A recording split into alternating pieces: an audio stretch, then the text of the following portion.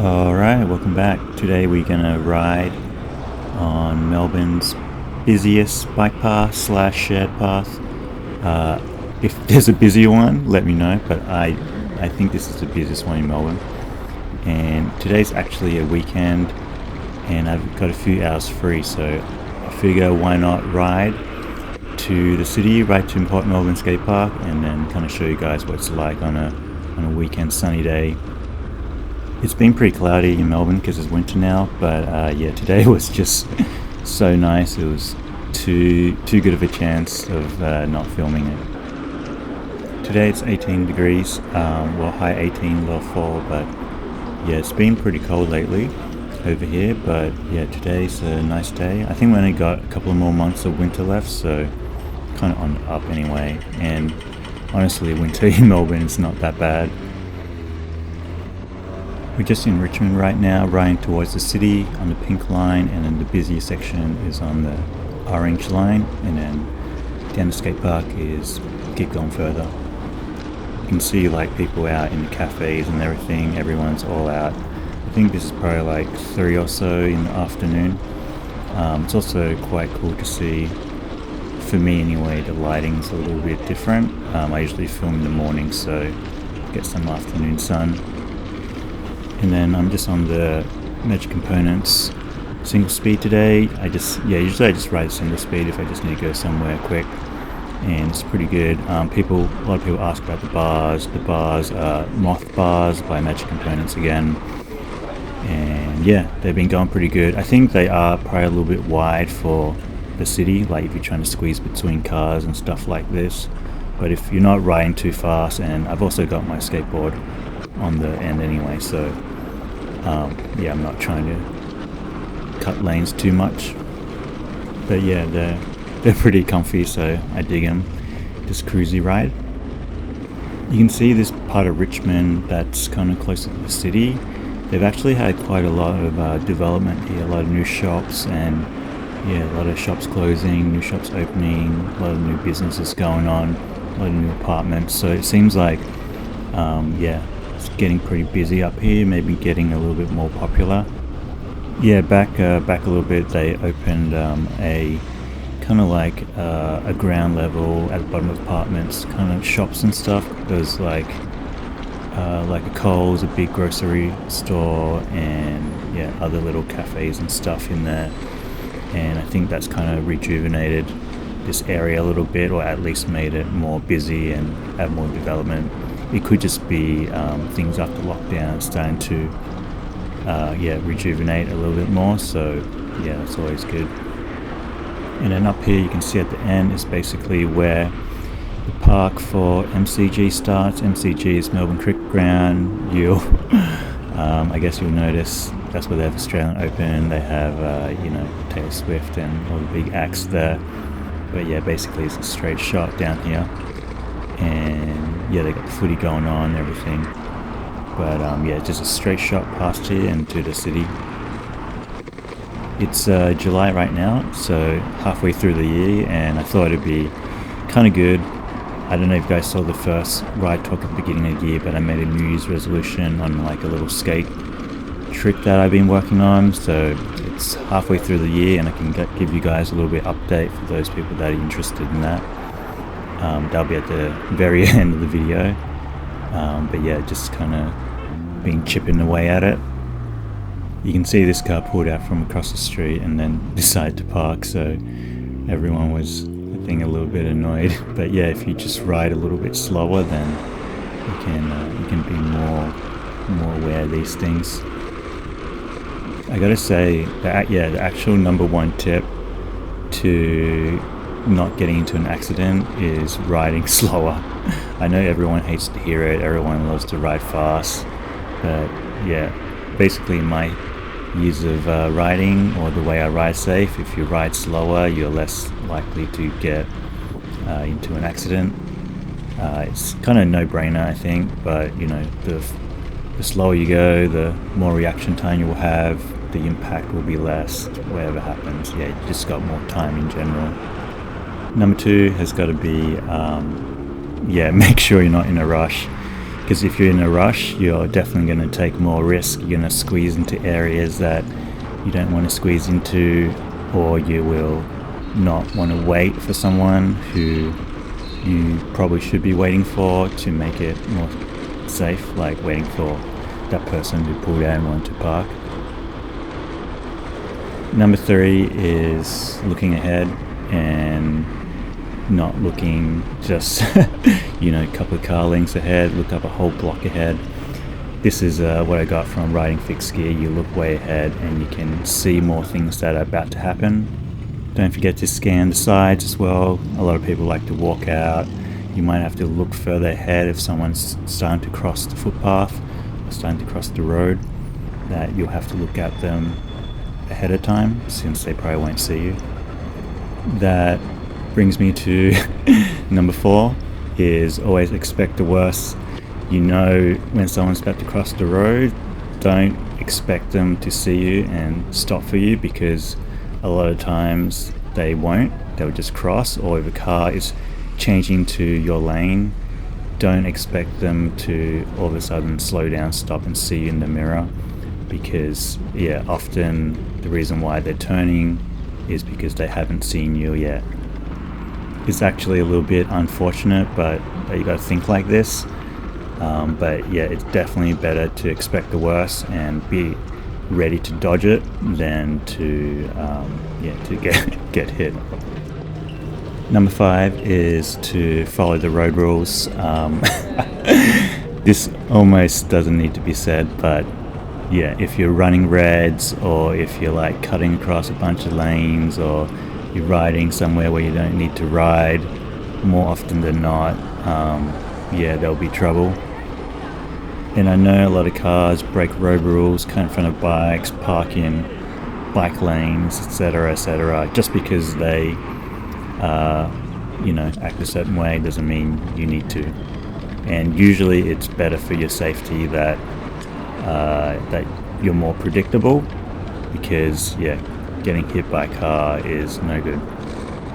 And that leads me to number 6. If you get into kind of like a standoff with the car, or you have an argument with the car or a person in the car, I would probably say you just got to be the bigger person and try to let it go and just keep riding.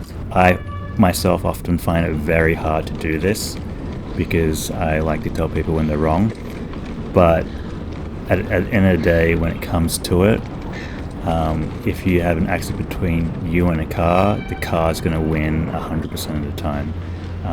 You're just more exposed and they're more protected, so take that into account. You can see I decided just to cut through here just because the elevator was kind of jam-packed on the weekend, so I thought why not just kind of like walk through the mall, show you guys a little bit of the inside of Southgate Mall.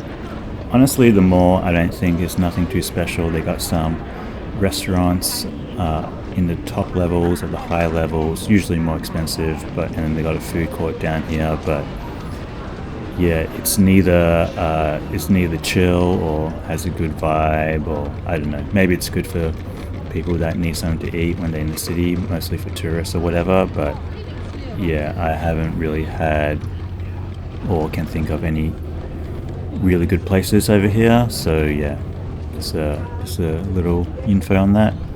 Maybe some people might like it if they're on vacation or whatever, just like sitting at the restaurants next to the river. That might be nice, but inside's a little bit weird. You can see we're on the path right now, and this is the busiest path with the most people. Bikes have to give way to pedestrians, and you can't ride too fast as well, so that leads me to point number 7. When you're riding on a path with pedestrians, always go slow. You can see here I'm actually just almost at walking speed, quite slow, maybe just rolling, but I'm able to stop for people. People can see me and they can move out of the way.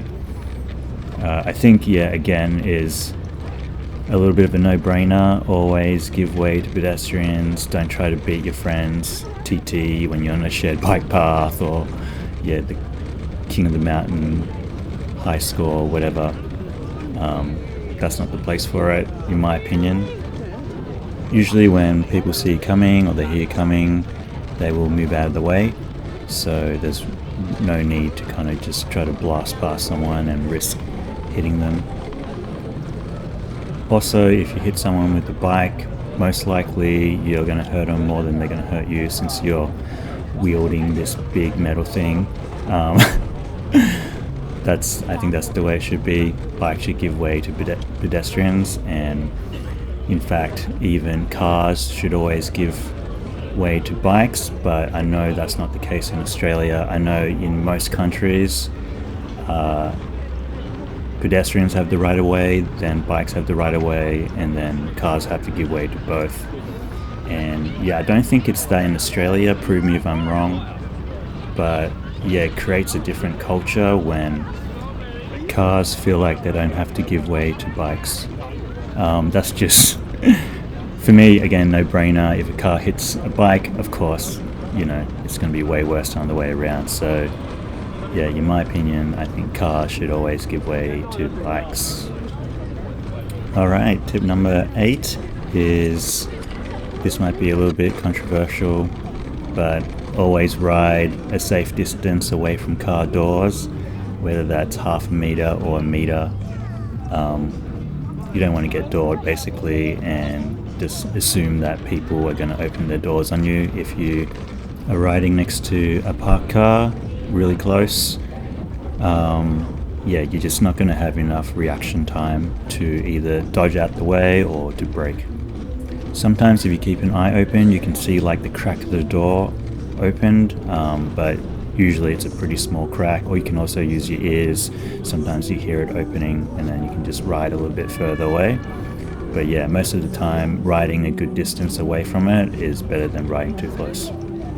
Tip number 9 is to let cars pass you. So if a car's like tailgating you or trying to pass you, just let them pass. It's just way easier, stops a lot of frustration. Just let them be on their way, and yeah, it will save you a lot of trouble. Don't try to race the car. Usually it's not helpful. And the last and final tip is tip number 10. Tip from Toby, that I learned from Toby. He owns Sign Up Cycles. This is not verbatim, and just from what I can remember is basically, don't be a jackass.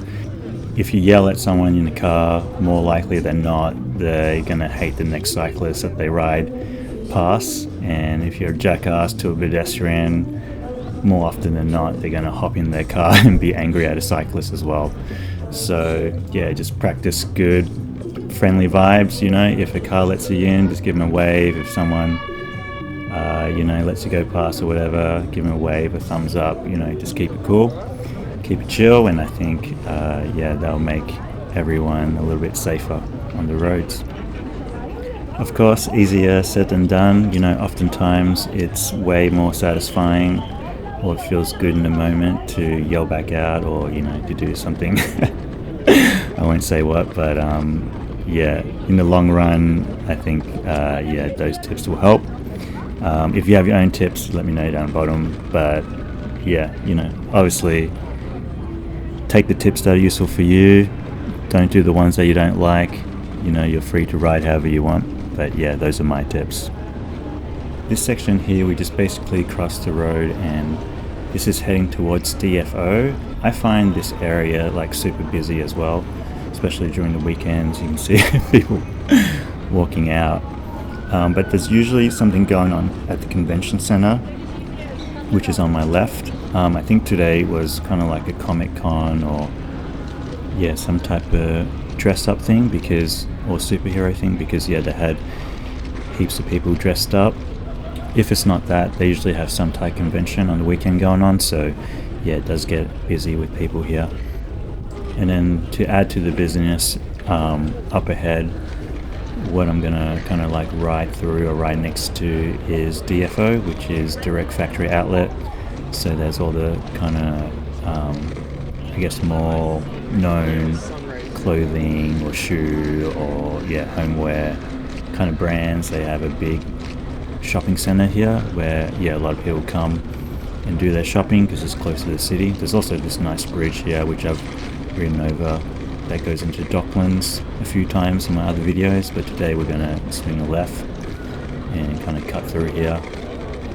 Along the side here there's also a lot of restaurants and stuff like that as well, but again I think it's probably a little bit more touristy.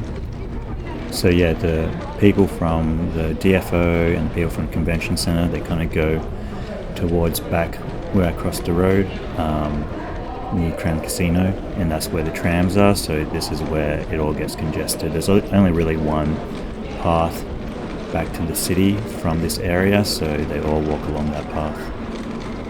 It's pretty cool. Cowboy with the lightsaber, I saw.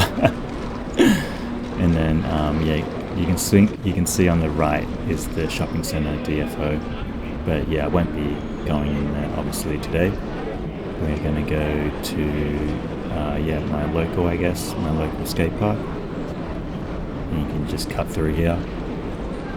And then there's a car park on the side on the right side of this wall, but a little pro tip is if you exit this tunnel and just go over a block or two just out of this car park area, there's actually free parking just on the side streets here. So if you don't want to pay for parking or whatever, you can literally like park right here and you can just walk across the road. If not this lane, it could be the next block over, or yeah, the block ahead. But yeah, yeah, if you don't want to pay for parking but you want to just check out something real quick, then yeah, this is good too. Alternatively, you can just ride a bike. No parking, don't have to pay for parking, but yeah, a little joke there. And then up here there's going to be I never noticed this, but there's actually a little Coles grocery in the corner here, so if you need to get a drink or something or whatever, or get, you know, a piece of fruit or a snack, yeah, it's just right here on the left. It's a little bit hidden away, maybe not for the people that live here, but yeah, it's kind of good on the way to the skate park or down from the skate park if you need to pick up something. So yeah, with my New Year's resolution trick, I've just been chipping away at it here and there. I actually haven't been doing it for a little bit, so it'd be good to kind of try to lock in and work on it a little bit more. I think that's with a lot of things. If you just, yeah, I think the New Year's resolution kind of helps with, you know, as a reminder of what your goal is, and kind of just keep at it. And then you just chip away at it a little bit at a time, and if you don't give up, eventually you'll get it.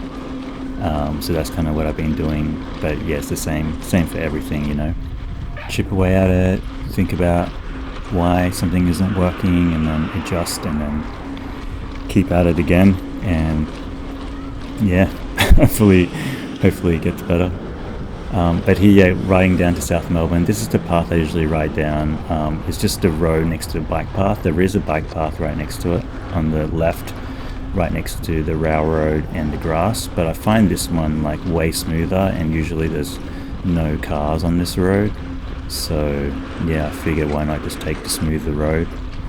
And this road and the road that's parallel to this on the other side of the tracks, they're both quite nice. They're both heading towards the beach, and yeah, you can smell the air coming in, and yeah, it smells quite good, and just, yeah, smells super fresh, and you're kind of out of the city already that quickly. And then just under here, just on the left, is the skate park. Yeah, usually I don't come in the afternoon on a weekend because everyone knows it's chockers full, especially, you know, trying to film a clip or something.